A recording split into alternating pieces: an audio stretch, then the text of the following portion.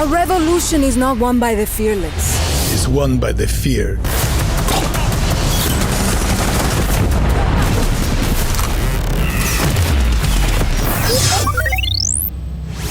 Hi everyone, my name is Jeff Haynes, Senior Editor of Video Games at Common Sense Media, and I'm here today with a quick look at Far Cry 6. It's a game that came out on October 7th, 2021 for the PlayStation 4, PlayStation 5, Xbox One, Xbox Series X and S, Google Stadia, and Windows PC.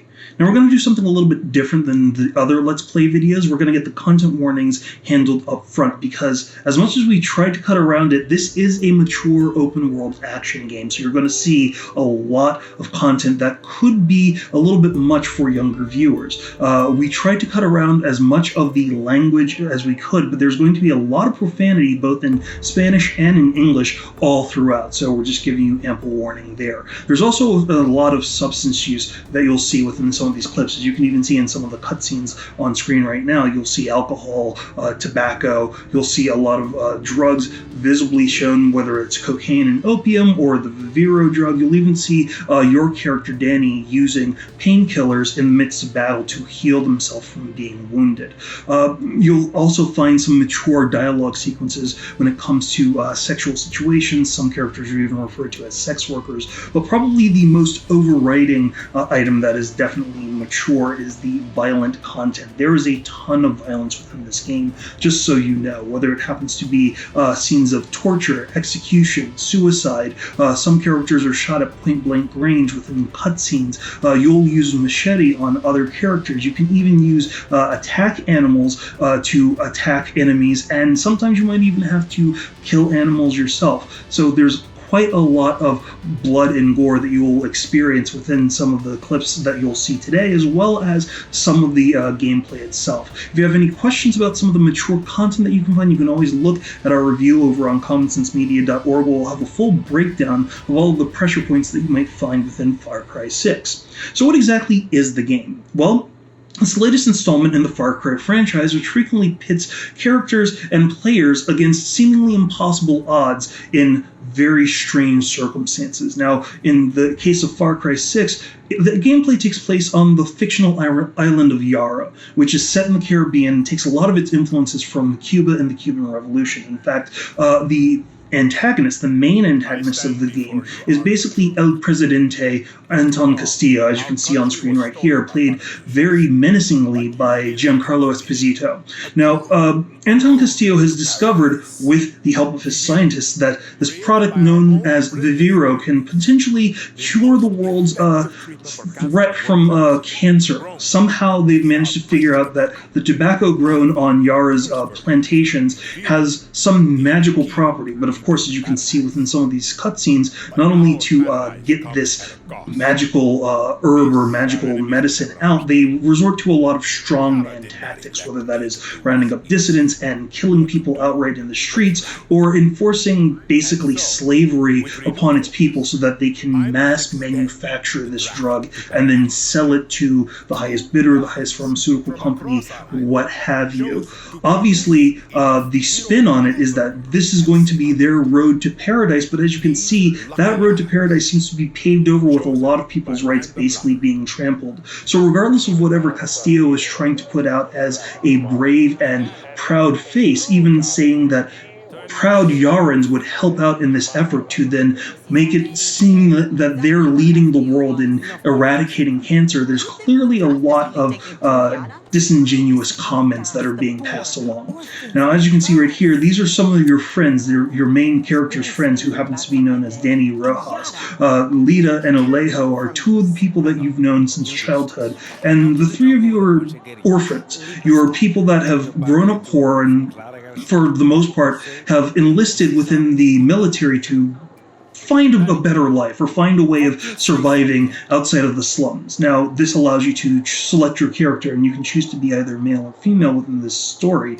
In this one, we chose to be a female Danny. And obviously, the biggest thing that they're thinking about is that they want a better life and they want to escape from Yara and all of the aims that Castillo has for the population. Unfortunately, it's not that simple. As you can see, the power has gone out, but it's much worse than that. This actually happens to be one of those moments where Castillo and his forces are starting to round up people, not only to send them to the fields, but also to try to stomp out any kind of possible liberation effects or rebellion from the people themselves. This leads to a really pivotal moment, as you can see right there, where Alejo decides to protest the fact that he just saw someone get murdered in the streets, only for himself to be murdered on this balcony. This sets a lot of things in motion. Obviously, you and your friend Lita basically have to try to escape because everyone starts going door to door searching for the two of you, and it winds up becoming one of those circumstances where it accelerates your plans to try to get to the mainland. Of course, for Danny and their friends, that obviously means trying to get to America. Unfortunately for them, when they manage to finally navigate through the streets and get to a boat, they find that their boat winds up getting stopped by blockade, and Castillo himself even boards the ship. Now, what Danny and her friend does not know is that Castillo's son, Diego, who you actually saw in one of those videos, has tried to stow away because he himself is even sick and tired of a lot of the antics that Castillo has done, some of the lies that Castillo has told. So he's trying to escape as quickly and as quietly as possible. Unfortunately for him, even with the story that he's telling about fishing, he knows that Diego is trying to escape. So even though he's trying to be as charming and as affable as possible, it's definitely not working. The menace is obviously there. And you can see he doesn't really like being questioned. He doesn't really like being talked down to, or even having his will imposed upon. And the fact that his son has even tried to escape leads to a significant problem. Diego! As you can see right there, he knows that his son is on board. Now, while he promises that he's going to let his people go, that letting people go obviously means that he's going to sink the boat and everybody on it as brutally as possible, just as a demonstration to all the Yarans that still happen to be on the shore that there is no escape from his grasp. Unfortunately for Lita, that means that she winds up being killed in the process, and Danny finds herself stranded on an island. What this also means is that she has to then come to terms with what she's going to do, and in Lita's case, she basically told her that she needs to find the guerrilla fighters that happen to be in the hills and join up with them, figure out a way of doing that. Now that will introduce you to some characters like Juan Cortez and his friendly attack gator, or attack crocodile known as Wapo.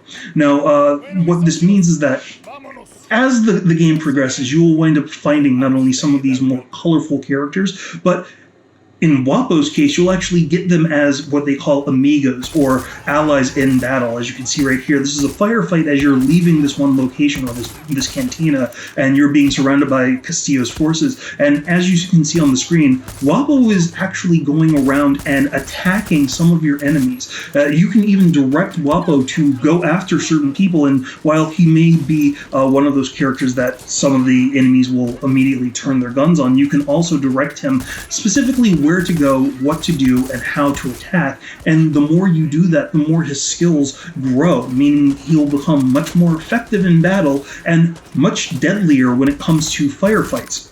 It's very, very useful because not only can you use your animal companions as distractions, but they will become very effective tools. Now, of course, as you can see right there on screen, we managed to take some damage, and Danny used a pair of pliers to rip a bullet out of her skin so that she could heal herself and continue the fight. Again, as I mentioned at the beginning of the video, a lot of mature content, a lot of violence will be shown. Now, we've managed to clear out a lot of the enemies that happen to be there, so we're going to try to make our escape. But one little quick thing for all of you that might have been wondering, yes, you can actually make friends not only with Juan, but with the Croc. And unlike, some games where obviously the concern has been to whether or not you could pet the dog, well, in this case, yes, you can actually pet the Croc, or in this case, feed the croc, which just gets him a little bit closer to being on your side. Definitely something you want to do at a distance. Now, of course, some of the other sequences within the game are going to be action-packed. It's not always going to be narrative. As you can see right here, we're invading a field or plantation where they're growing the Viviro product, and as you can see, we have a flamethrower, which we're using to set a lot of the tanks that have some of the fertilizer or other chemicals that they're using to treat the tobacco in the fields, but that treatment is very, very chemically explosive, and as you can see right there, if we use our flamethrower, not only can we set the fields on fire, but we can also set some of the canisters of fuel and other chemicals in the fields on fire, allowing them to burn and explode, thereby helping us destroy that section of the world itself.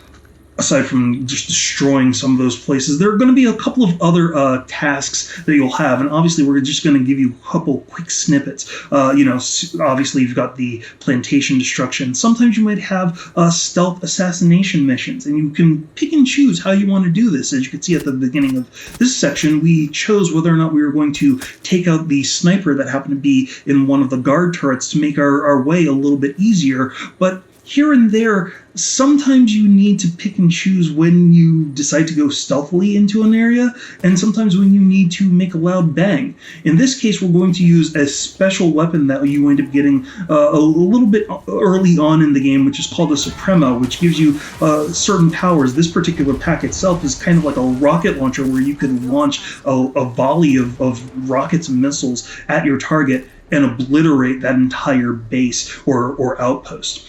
This one right here on screen happens to be a fuel depot.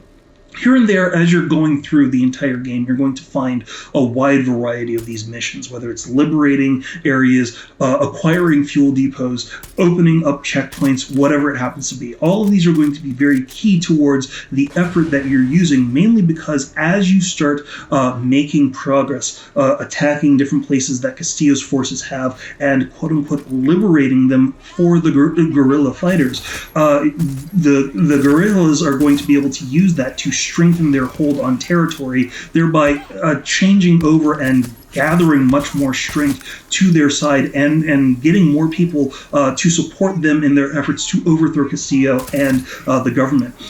As you can see here and there, you're also going to need to be very careful as to whether or not you're going to try to go in guns blazing or taking a completely different approach, mainly because as you go about your tasks, you're going to be graded on how well you manage to accomplish some of these liberation missions. For instance, this fuel depot is very key to the effort because a lot of the vehicles that the liberators or the freedom fighters need are dependent upon this depot, and if you manage to attack without raising alarm or having a lot of reinforcements there, you get additional bonuses at the very end of the mission. In fact, thankfully, using WAPO to kind of distract a few of the soldiers, we're able to take out this last soldier behind this pallet of boxes, and you'll get a quick cutscene or snapshot of exactly what it means when you liberate an area from Castillo's forces. So you can see that it's been captured. The guerrilla fighters then start putting up a lot of their own propaganda, and you get some of the extra bonuses that are placed on screen. But much more than that, you're going to also find yourself just scattered from different places. You'll transition from the seas to mountainous areas, even ships. In fact, in this one location right here, we're on a blockade ship, and these ships happen to be preventing not only fishermen from being able to go out and get their daily catch to help feed some of the people on the island, but you're also being prevented from making inroads to other locations where you can gain more support from other people. And you have the option of how exactly you want to take on this mission. You could go in guns blazing, and you could cause a massive conflagration to occur across these two boats, where it's a pitched gun battle, including a helicopter that will come in to give you aerial support and some sniper fire from some of your friends as you've gone ahead and liberated some other sections. Or you could go in very stealthily, as you just heard, and you basically take out as many soldiers as possible, at which point you end up getting challenged to potentially do it again. Now, we're coming up on the very end of this video, but I want to just quickly give you a sense not only of the scale of this entire game, but also some of the challenges that you'll have. Now, some of the earlier scenes that we were showing you took place in one very small section, and obviously, as you can see on screen right here, you've got the obvious target of Anton Castillo, where the guerrilla fighters are trying to eliminate him at all costs. At the very bottom here is the Libertad HQ, where you happen to be. So you can see there's already a certain amount of significant ground that you'll have to cover, each with its own targets, checkpoints, some of the other missions that we just showed you that you'll have to go through. But as you can see, as this zooms out, there's at least 3 massive regions before you even get to Esperanza, which is essentially the capital of Yara, not counting the island that was in the bottom left, which is where a lot of that earlier footage took place. So right here, as you can see in El Este, they've got certain parts where you've got a general and even a pharmaceutical company where they're facing off against some of the older freedom fighters that have been fighting the good fight for decades up in the mountains of the country itself and are constantly waging war or strikes against a lot of people.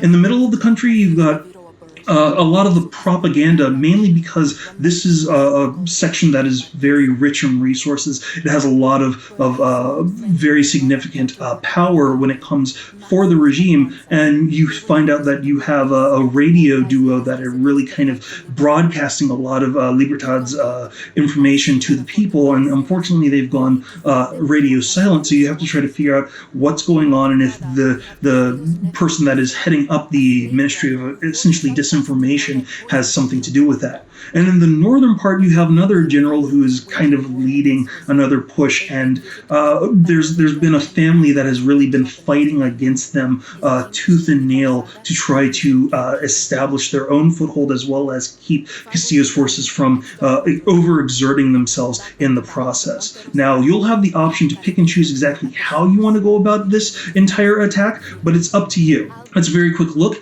at Far Cry 6, as I said, it came out on October 7th, 2021. But for more top picks and advice to fit your family, be sure to always check out commonsensemedia.org.